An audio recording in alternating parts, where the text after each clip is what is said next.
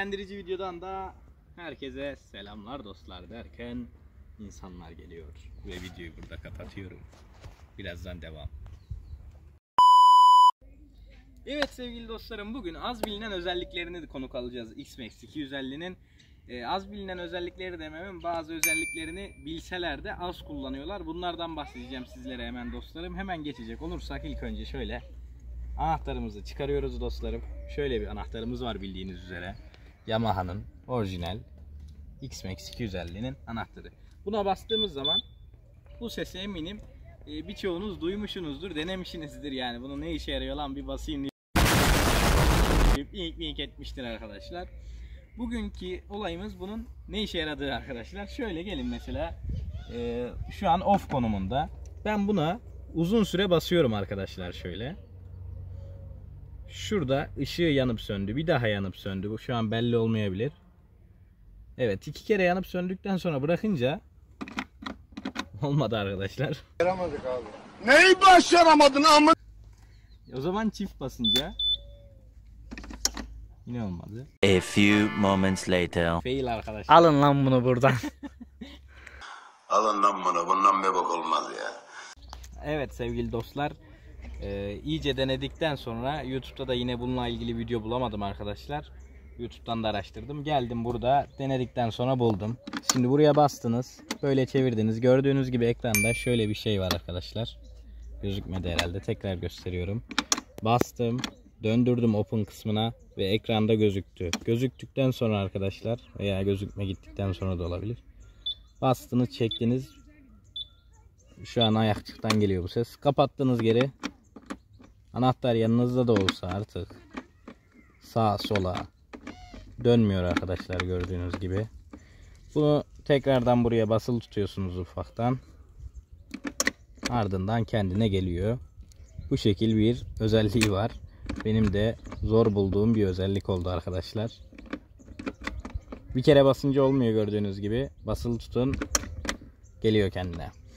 Diğer az bilinen özelliklerden diğerine geçelim arkadaşlar. Aslında bu çok kötü bir özellik ama özellik bile denilemez. Gelin arkadaşlar, şu an mesela motorun tüm aksanları kapalı olması gerekiyor.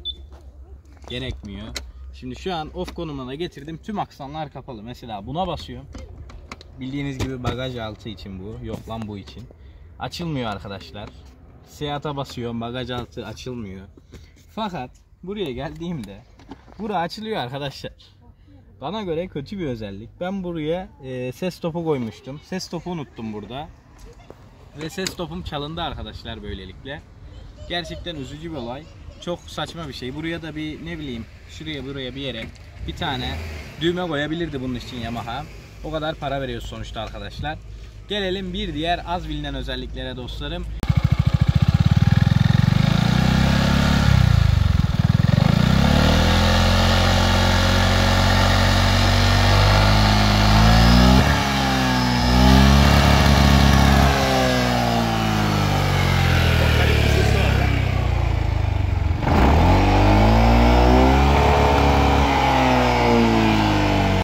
Bu şekilde dostlarım ufaktan bir kesici sesi koymuşlar. Yine burada da ekranımızda da böyle RPM ışığı falan vesaire olaylarımız var. Fakat yine Racing'deki gibi olay yok arkadaşlar.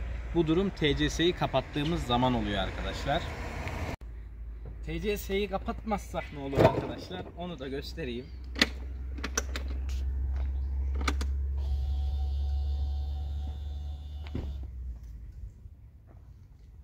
Şöyle.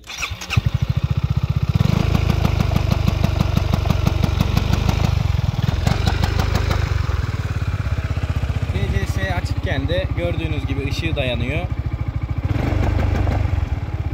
Devri de fazla emiyor. Kendisini kesiyor dostlar.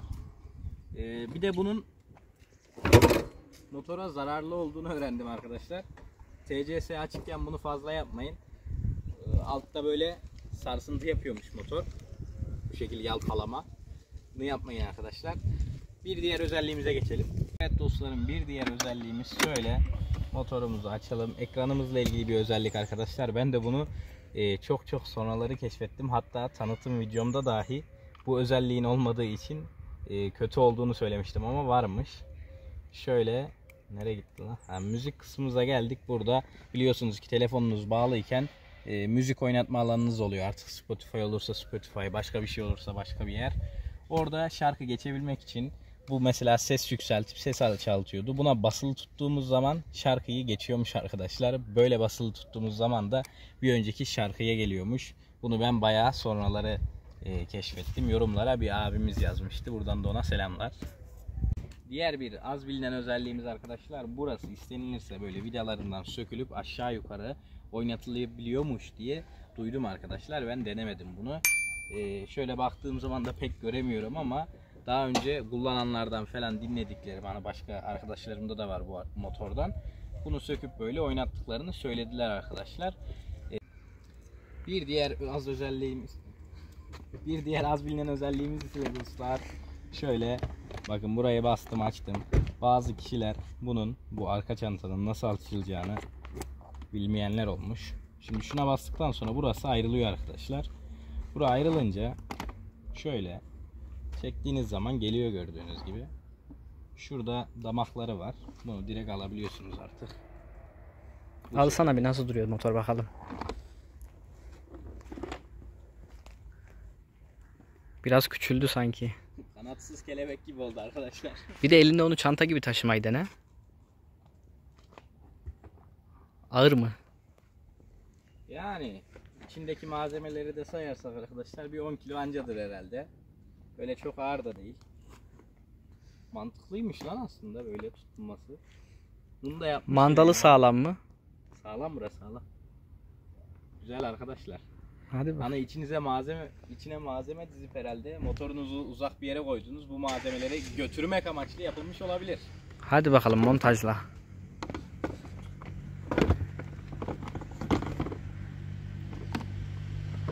Şöyle damaklara oturduktan sonra arkadaşlar, alttan görebilirsiniz zaten şuralara.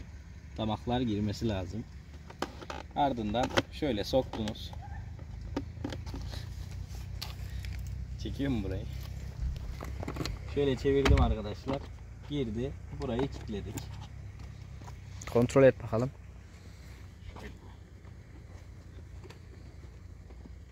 Tamam. Tamam. Evet dostlarım, videomuz bu kadardı. Siz bu özelliklerin kaçını biliyordunuz ya da hepsini biliyorsanız bile ne kadarını kullanıyordunuz? Yorumlarda belirtin arkadaşlar. Bir sonraki videolarda görüşmek üzere. Kendinize iyi bakın. Sağlıcakla kalın. Hoşça kalın. Abone olmayı, beğenmeyi unutmayın.